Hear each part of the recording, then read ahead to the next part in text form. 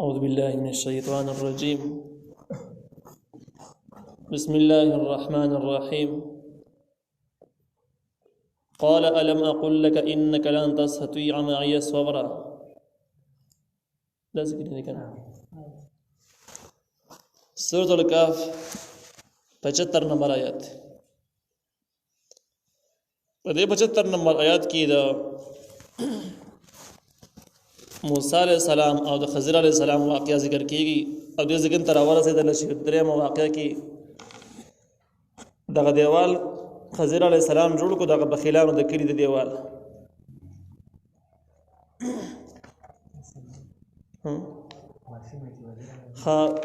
دغه احوال ذکر کیږي چې په کوم کې خضر علیہ السلام یو ماشوم قتل کړو، کوم چې د لوبو میدان کې لوبي کولې د مخې تراغه او د قتل. نو موسی علیہ السلام په دې باندې سخت نیوکه وکړه چې دا سخت زیاتې وشو، دا ماشوم د قتلولو قابل نه و، شریعت کې د قتل څه گنجائش نه. نو خضر علیہ السلام ورته ویل قال نو هغه ویل یعنی خضر علیہ السلام ویل الم اقول لك اما نویل تا انك لن تستطيع معي صبرا، چې یقینا ته طاقت نه لري زما سره صبر کولو. ستال علم ځان له علم دی، تشریعي علم دی او زما علم تکوینی علم دی. زما د علم او صاد علم کې ښکارا فرق دا دی چې صاد علم په اطاعت کیږي، کوم خلک په تاسو در پسې کیږي ستاسو اطاعت وکړي، خو زما علم نه سره چا د اطاعت د پاره نه دی، بس خاص ماته شخصي احکام دي، هیڅ چا د پاره جایز نه دي چې زما په لار باندې راشي زما په اتباع کې د ذکرونو نور وکي. نو دا تکوینی علم او تشریعي علم کې کافي فاصله دي، فرق دی وکي. قال موسی علیہ السلام ورته ویل ان سألتک کما تاسو کستانه عن شيء د بل څه شی بعد هر دین اورست فلا تصاحبني ما ځان سره ملګری کوه، قد بلغت من لدني عذرا، یقینا ته رسیدلې زماره طرف نه اخیرنی عذر ته، یعنی نور عذر د زما ختم شوی بیا بس بیا بلارې بیلو او یو چانس را لبل کا مطلب دا شو. فانطلقا دوان روان شو حتى تر هغه پورې اذا اتیا اهل قريه استطعما اهلها، تر دې پورې چې راورسېد اهل قريه خواندانو د یو کلی ده، کلی والا خلکو تر راورسېد. نستطعما د هغې نه د خوراک مطالبه وکړه چې موږ تاسو مېلمانه یو من څه وخورئ. اهلها د هغې د مالکانو نه په ابو نو ټول انکار وکړو ان یضیفوهم اجر دوی مېلمستیا وکړي. ان دومره بخیلان خلک و چې د خضر علیہ السلام او د موسی علیہ السلام د حسدو مېلمستیا هم نصیب کې نه وه. نو دوی سوچا انکار وکړي چې دا خبرې موږ ته مه کوه، موږ د مېلمنو والا خلک نه یو. تفسیر عثماني ذکر کړی دی چې اهل قريه په دې اول سر کې هم راغلی دی، بیا نستطعم اهلها کې بیا د اهل ټکی ذکر کړی دی. دې کې یو خاص مضمون ته اشاره ده چې موسی علیہ السلام او د خضر علیہ السلام راتګ چې په دې کلي باندې و داسې نه و چې کنې چېرته بل ځای کې کار و په دغه ځای باندې تېرېدل جو وینا یې وکړه، داسې نه وه، بلکې د دې کلي خلکو سره یې کار و د کلي خلکو سره میلاوېدل. نو همدې خوا ته سفر کړی و. بیا چې ستا خوا ته څوک راشي ناشنا مسافر لرې زګي نه بیا هم په دې کې بخل سړی کوي، دا بخل انتهایي. او دویم چې نستطعم اهلها د کلي د خلکو نه خوراک مطالبه وکړه. نو دې کې دې مضمون ته اشاره ده چې کوم خلکو د روټۍ مطالبه شو وه دا خلک په خپله مسافر نه وو، خو د کورونو مالکانو هېڅ مجبوري نه وه، بس د بخل انتها وه، نو روټۍ به نه خوړه. نو دې ځکه کې د اهل ټکی چې کوم سیوا کړی دی دره د کلي د خلکو د بخل هغه انتها ته اشاره ده چې دومره زیات بخیلان خلک وو. فابوا نو هغې انکار وکړو ان یضیفوهما چې د دې دواړو مېلمستیا وکړي. نو ښکاره خبره ده چې ته چا سره لرې زګین نه خوا ته راشي او بیا هغه سوچه ستا د روټۍ نه بس انکار وکړي، دومره بخیل سړی، نو ستا زړه به خامخا غواړي چې دې له زبردست سبق ورکړي، انتقام ته والي په ځای د دې باندې چې نورې ښېګړې ورسره وکړي. نورو ښېګړو خلک دا نه دی. نو بس موسی علیہ السلام یو انتقامي سوچ پر ذهن کې راولاړ شي چې دې خلکو له سبق پکار دی. نو بس لږ چې مخکې لاړل فوجدا فیها جدارا، نو بیا موند په دې کې یو دیوال یوریدو چې نږدې شوی ان ینقض چې را پرېوځي. فاقامه نو د خضر علیہ السلام د دیوال سم د کلي کې یو دیوال ډېر لوړ و. په دې ځای باندې تفهیم القرآن لیکلی دی چې په دې ځای باندې لار هم وه، عام خلکو غټه لار وه. نو دیوال لږ وک شوی دی، بیخي راولېدو ته نږدې شوی دی. نو کم خلک چې په دې لاره باندې تېرېدل نو ډېر په یېر او په هیبت به تېرېدل چې زما پرې سر را پرې نوځي. دیوال هم لوړ و او راکوک شوی هم بله لار نه وه. نو په دې ځای کې معنی چې موسی علیه السلام او خضر علیه السلام ورغلو نو خضر علیه السلام د دیوال ته پورته وکتل، بس لاس یې ور وغځاو او د معجزې په طور باندې دیوال یې سم. داسې نه وه چې که نیویس پړه او د قلاره قلاره پکې دیاړي کولې، داسې نه وه، بلکې دیوال لاس یې ور وغځاو او پورته دیوال باندې ور زور کړو او سیده یې کړو، سم یې د معجزې په طور باندې. نو په دې ټیم کې موسی علیه السلام غوسه شو. موسی علیه السلام ورته وایي دا خلک د ښېګړو خلک وي، تاسو ښېګړه وکړه، تا د دوی حال ونه لیدو. قال نو موسی علیه السلام ورته وایي لو شئت که ستا خوښه وي لاتخذت علیه اجرا، تا به اخیستلي وې په دې باندې مزدوري، دیاړي به یې دې اخیستې وې چې دومره پیسې راکړئ او دا به یې جوړ کړم، او که نه راکوئ پرېږده چې راپرېوځي، تاسو ول همداسې دیوال ښه دی. نو ویل تا ولې داسې پرې دیوال وله جوړ کړو؟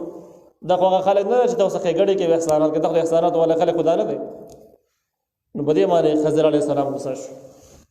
قال نو هغه وویل خضر علیه السلام ویل هذا فراق بیني و بینک، دا جدا کېدل دي په منځ زما او په منځ ستا کې، بس دا خیرنۍ خبره اوس جدا کېږو د یو بل نه، نور یو ځای نه ځو. ځکه 3 کارونه منځ کې وشول، 3 واړه کارونه من تا رد وکړو. ما راته وړاندې ویلو چې ته به تپوس نه کوې، سوال به نه پورته کوې، څه پورې چې ته په خپله ما ویلي نه یي، خو ته ټینګېدی نه شي. ستا شریعت چې کوم دی نو هغه داسې دی چې هغې مطابق تعالی په هغې باندې رد کول ضروري دي. ته کې ته یو غیرتي کس یې، ته چې کوم خبره د خپل شریعت مخالف یې ته به رد کړې، او زما په تکویني علم باندې ته پوهېږې نه، او باغې باندې صبر او برداشت نه شي کولی. بس ښه خبره دا ده چې لارې بیلي چې مزید پکې نور خفګان را نه شي. موسی علیه السلام په دې باندې څه ونه ویل چې یاره بس یو چانس بل، ځکه موسی علیه السلام خوښه دا وه چې بس جدا کېدل دې ځکه ښه دي، کومه حده پورې چې ما اندازه ولګوله نو د ده په ما منځ کې فاصلې ډېرې زیاتې دي، زما د علم او ده په منځ کې فرق ډېر زیات دی. او په داسې حالاتو کې خاموشي کول چې کوم د شریعت خلاف معلومیږي، دا خو عام سړی، دا خو د یو عام کس د وسې هم نه ده پاتې، د پیغمبر د وسې چې بس خاموش پاتې شي. نو خاموشي پې هم ماته ښه نه ښکارېږي، صبر پې هم نشم کولی. ښه خبره دا ده چې پېلته شي. خضر علیه السلام ورته وویل سأنبئک بتأویل ما لم تستطع علیه صبرا، زر ده چې زه به تا خبروم په انجام د هغه کارونو باندې چې تا وس نه لاره په هغې باندې د صبر کولو. اوس وایي لکه 3 واقعات وړاندې تېر شوي، د هغې په تفصیل دې پوهوم چې دا ولې وشو او په دې کې څه حکمت او ما د چا په حکم باندې دا کارونه وکړل. وایي د هغې په حقایقو باندې دې پوهوم، دې وجه نه چې ته بدګمانه پاتې نه شي او وړه کې نور سوالات آینده دپاره پاتې نه شي. نو بیا د هغې تفصیل شروع او ورته یې ویل اما السفینة، هر چې کښتۍ وه وړاندې اوله قصه د کښتۍ ته راشو وه چې خضر علیه السلام او موسی علیه السلام د کښتۍ والا پرې راوچتل، بل ځګین ته یې ویوړل، ځکه خضر علیه السلام یې پېژانده، د هغه احترام یې کړ، د یو نیک سړی دی. هغه نه یې کرایي وانخېسته او جو ځګین ته دې ورسېده، بس ته برګیا واخېست، تختی ته وښکله او غاړې ته یې ویشته. او په ځینې اثارو کې دا دی چې بیا کله د یو خاص ځګین نه چې کله تېر شو وړاندې لاړه کښتۍ، تختی را واخېستله، بیا ورټکوله، بیا مثبته کړله بېرته. موسی علیه السلام باقي مدارات کړی او چې تا کښتۍ ورانه کړله، هغې سره ښېګړه کړې وه، د ښېګړې بدله ښېګړه تا ورله کښتۍ ورانه کړله. نو خضر علیه السلام ورته وویل چې اما السفینة، هر چې کښتۍ وه فکانت دا ولې مساکینه د پاره د دوه غریبانانو یعملون فی البحر، چې مزدوري کوله په دریاب کې، په دریاب کې میان نیول او څه به خلک به سورلۍ به وړې راوړلې، په هغې باندې به یې مزدوري کوله. فاردت ما اراده وکړه ان اعیبها، چې دا عیبجنه کړم، نقصان به کې پیدا کړ. دا ولې وکانه هو وراءهم، د دوی نه مخکې ملک یو بادشاه یأخذو چې نیولی کل سفینة، هر کښتۍ غصبا په زور باندې، په زور یې نیولی څه به کول. نو تفسیر عثماني هم ذکر کړی دی او تفسیر تفهیم القرآن هم ذکر کړی دی چې وړاندې قرآن دی کې څه نه دي ویلي څه به کول، لیکن دوی احتمالات یو دا ده چې ځان له به یې نیولي په زور باندې ضبط کولی به،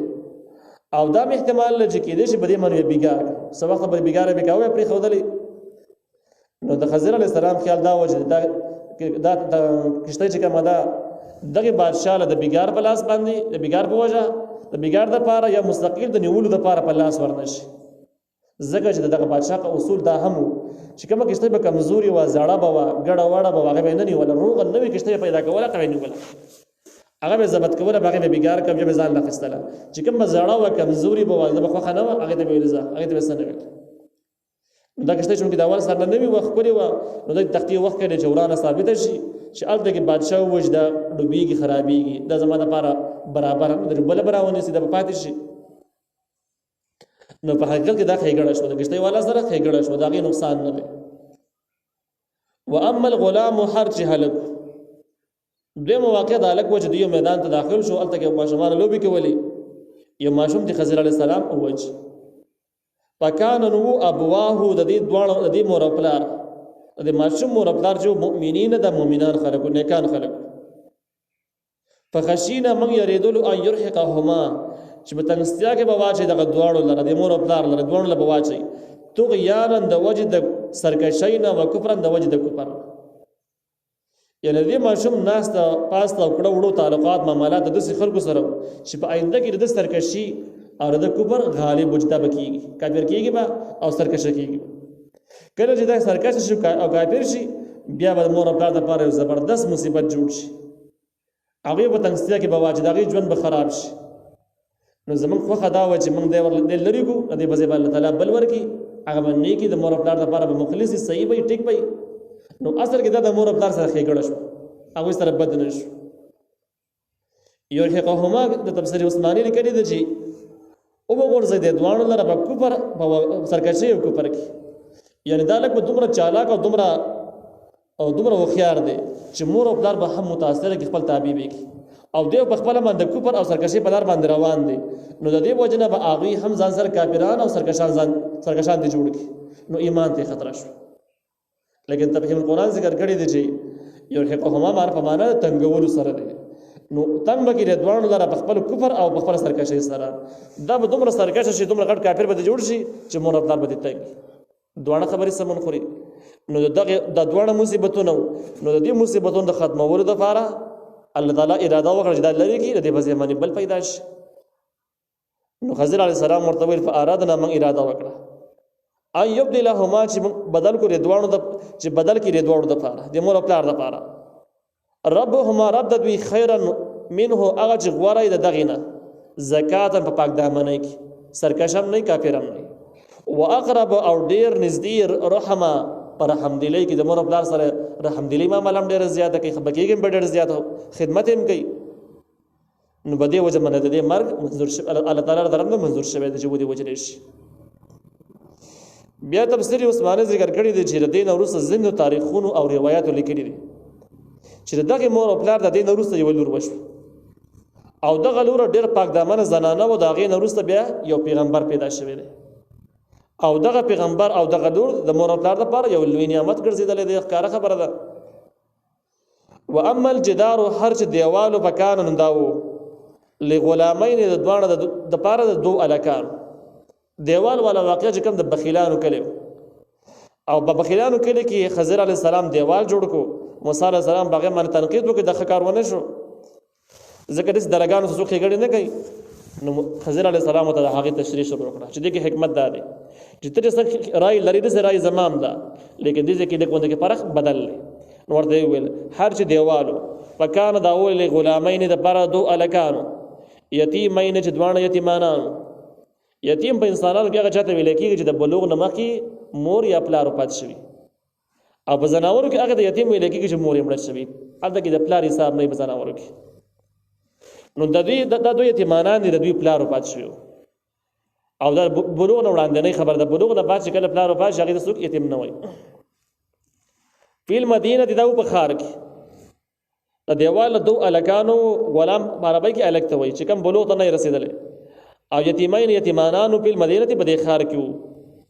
وکانه و تحته لاندې د دیوالنا کنز خزانه لهما د دوانو الکانو لپاره د دې پلار چې کومو هغه د دیوال لاندې د الکانو لپاره و خزانه خخ کړی و